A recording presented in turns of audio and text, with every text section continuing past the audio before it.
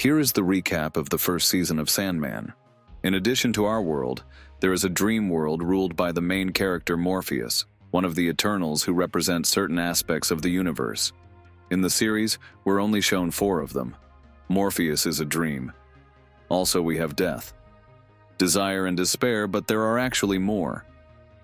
One day in 1916, one of the nightmares created by Morpheus named Corinthian escaped into the human world and began killing people. The main character finds him, but at that moment he is enslaved by the wizard Roderick Burgess and locked in his basement with the help of an ancient ritual. Taking from him 3 artifacts, a sandbag, a helmet, and a ruby, he demands Morpheus to grant him power and immortality. However, the main character does not utter a word for several years. Because the dream world was left without its ruler, millions of people all over the planet fell asleep but never woke up, and the kingdom of Morpheus began to crumble. Years later, Roderick Burgess still can't get any answer from the main character, and soon a young woman, Ethel, becomes pregnant by Roderick, steals Morpheus's artifacts from him and runs away. Roderick's other son accidentally kills his father, but continues to keep the Eternal locked up because he fears he will kill everyone out of revenge. After 100 years of imprisonment, which is already in our time, the Sandman finds a breach in the seal and is released, escaping back to his kingdom. However, all his followers have long since scattered, leaving only the librarian Lucian, who shows the main character his ruined palace. Morpheus is weakened and has almost no powers without his artifacts, so he goes to Cain and Abel to take back the gargoyle he once created and then absorbs it. It's probably worth clarifying here that Morpheus created all dreams and nightmares, roughly speaking, from himself, and can absorb them at any time.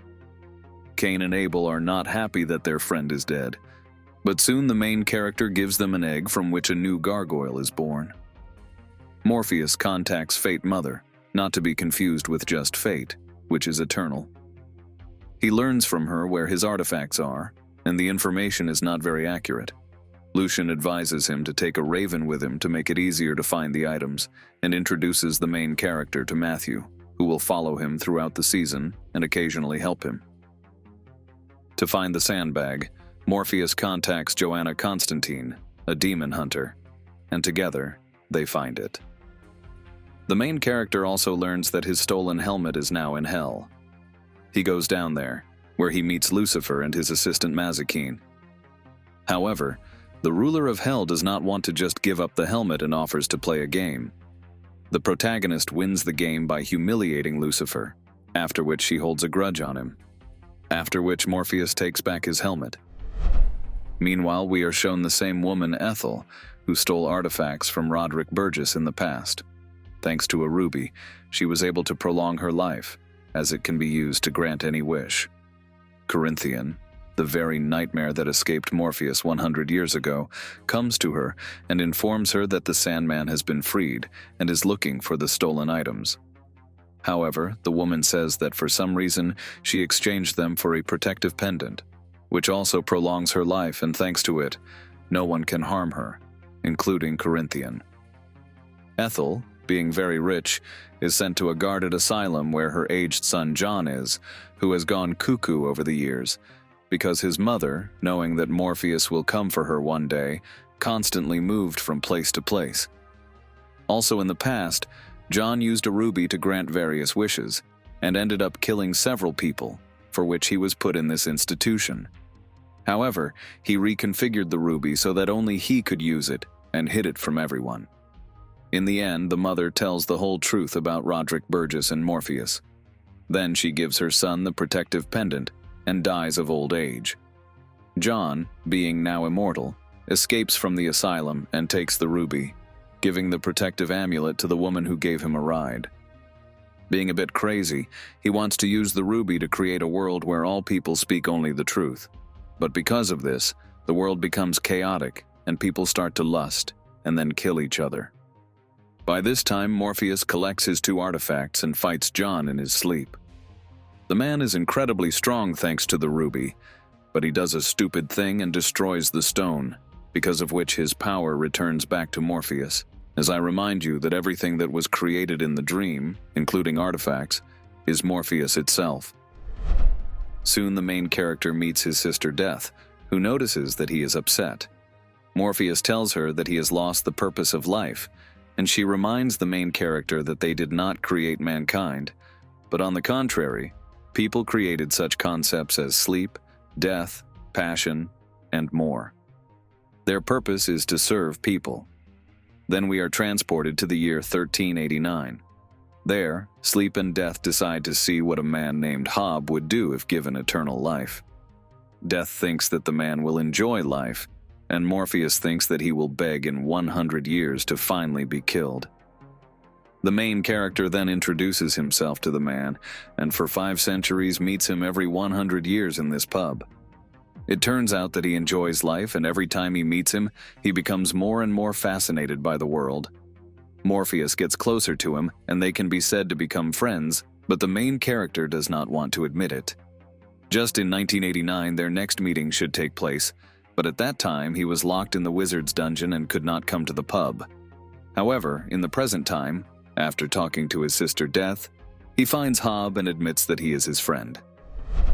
We are shown the story of a woman named Rose Walker. In the past, they were separated from her younger brother Jed, and in the present time, after the death of her mother, she tries her best to find him. Soon she meets her great-grandmother Unity, whom she didn't know about. She tells her that she fell asleep as a child in 1916 and slept for over 100 years.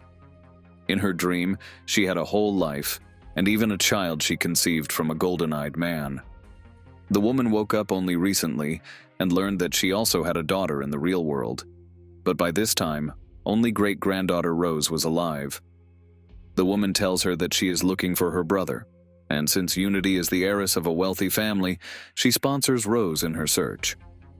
Meanwhile, we learn that once in 1,000 years, a vortex human can appear in the world, capable of not just controlling dreams, but almost destroy the realm of dreams. So it is very dangerous for Morpheus. This vortex turns out to be Rose and the main character's relatives. Eternal desire and despair want to use her to kill Morpheus. The main character in return knows about the existence of the vortex, but wants to use her to get back the 3 escaped entities he created. These are the already known to us Nightmare Corinthian, Nightmare Galt, and the Dream of the Fiddler's Green. By the way, the vortex also attracts the dream realm creatures, so Morpheus thinks he can catch them thanks to the vortex. Rose and her friend Lyta try to find her brother through an adoption agency, but they have no right to disclose information. Morpheus contacts the woman, and together, using dreams, they find Jed. We learn that he lives in a foster home that abuses him, and the very Nightmare Galt helps the boy and gives him a happy life during his dreams.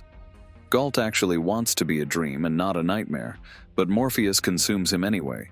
However, by the end of the season, he makes him a dream. Upon waking up, Rose goes to get her brother, but everyone in the house is dead. By this time, Corinthian has kidnapped the boy and traveled with him to a serial killer conference where hundreds of maniacs from all over America have gathered. By the way, it was Corinthian in 1916 that drove a lot of crazy people to become serial killers, and for them, he is a legend. That's why they brought him in as a superstar. Meanwhile, Rose's friend Lyta, whose husband died in the past, sees him in her dreams.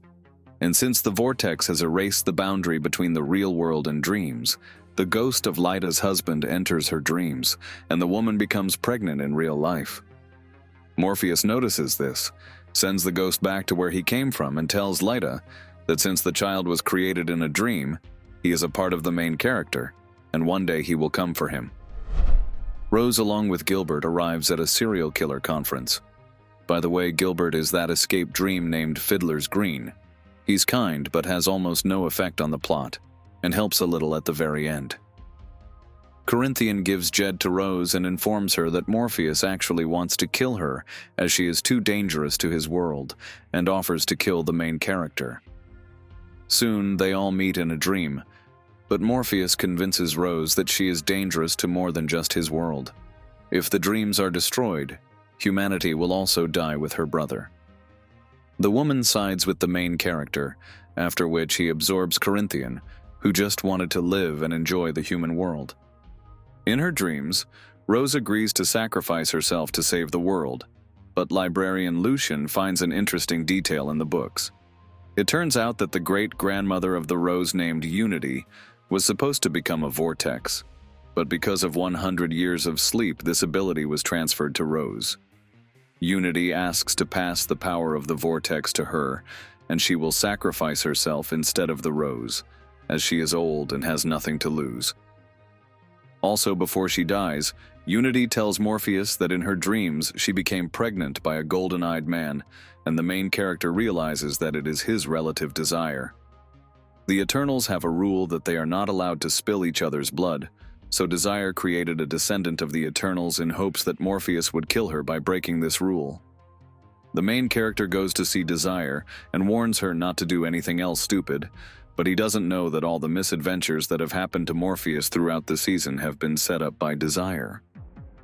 Also, at the very end, we see Beelzebub and other demons in hell demanding Lucifer to attack the dream realm, but the woman informs him that she has come up with a better plan. This is the end of the first season. Don't forget to subscribe to the channel and click the like button.